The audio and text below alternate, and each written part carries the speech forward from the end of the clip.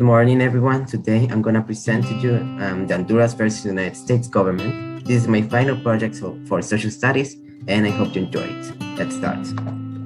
First, we have the three branches of government that both Honduras and United States governments have three different branches to ensure that any person or people don't have a lot of power. Like here we have the legislature branch that is composed of the Congress, the House of Representatives, and Senate, and it makes laws. It can confirm or reject the president nominees, and it can remove the president under exceptional circumstances. Now we're going to talk about its executive branch, that it carries out laws, is composed by the president, vice president, cabinet, and federal agencies, and the president can veto legislation created by Congress and nominees heads of federal agencies. A veto is like a vote that the president has to reject any law. Now we have its judicial power or branch, that it evaluates laws, is composed by the Supreme Court and other courts, and the justice of the Supreme Court can overturn unconstitutional laws and are nominated by the president and confirmed by the Senate. Now I will explain to you how the government, the US works. There it is, okay?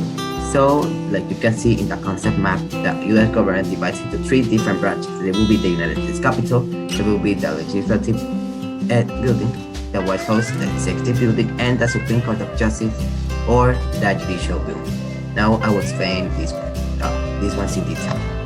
Well, we have the Legislative Branch, like I said before, propose laws, compared to reject presidential nominations, and also it has the authority to declare war. And the American citizens have the right to vote for senators and representatives through free confidential ballots. Who is the leader of the U.S. Senate in 2021 is Mike Pence, and the vice president will be Kamala Harris. As you can see, there is the Senate and the Capitol that I mentioned before. We're going to talk about its executive branch. That in here, American citizens have the right to vote for the president and vice president for free confidential ballots. There's some key roles that are the president, of course, that it will be Joe Biden. The president leads the country, and it's the head of state of the federal government, and it serves a 4-year term, and it can be re-elected only twice. And also we have the vice president, that it supports the president, and if the president is unable to serve, the vice president becomes president. And the president can be elected and serve a legitimate number of 4-year terms as vice president, even under a different president.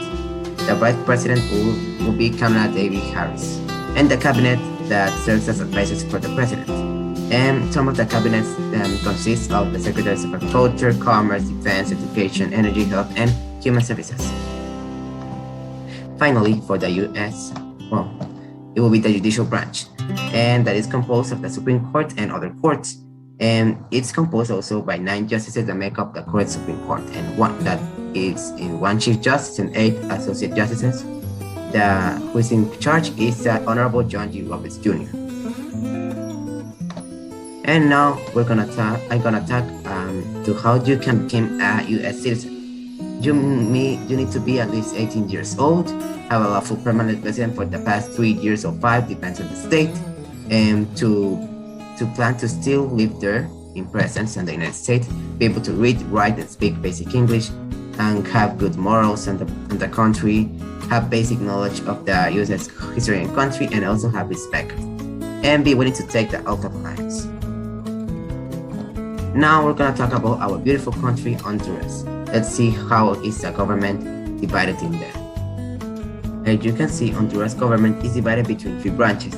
That will be the Legislative Palace, that will be the Legislative Building, the Presidential House as the Executive Building, and the Supreme Court of Justice as its Judicial Building. Now we're going to talk about its executive branch, that is consists of the President of the Republic of Honduras, and in this case will be Juan Orlando Hernández Alvarado. And he has some responsibilities as to direct the general policy of the state that represented, maintain and scatter the independence and honor of the Republic, as well to maintain peace and order to its citizens. Now we have its legislative branch or power, that is in charge President Mauricio Barrera. He's president of course of its legislative branch. He is the highest ranking official between the legislative power, and it exercises the direction and representation of said organism. is in charge of the Internal Regime Commission and head of the unicameral legislative body. He will exercise his functions for a period of 4 years and will be the president of the Permanent Commission, and the rest of the board will last 2 years in his functions. Now we have the Judicial Branch of Honduras power as well.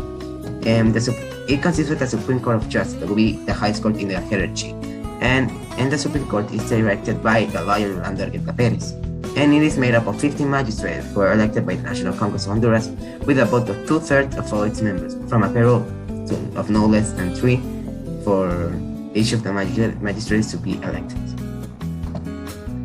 Finally, we have the naturalization process, how you can become a Honduras citizen.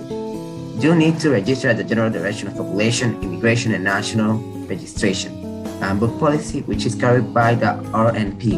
Then the applicant may now submit requirements needed in registration and go to the municipal register to register it. Then, once the authenticity of the documents are verified, he or she will register its name to the registration book of Naturalization Civil Registration System. Then the officer will then print it and check it. Then, when the check is complete, the officer will sign up and formalize the registration. Then you can celebrate that you are a member of this beautiful country. Congratulations. The presentation is over, and thank you for your attention. I hope you enjoyed. See you later. Bye.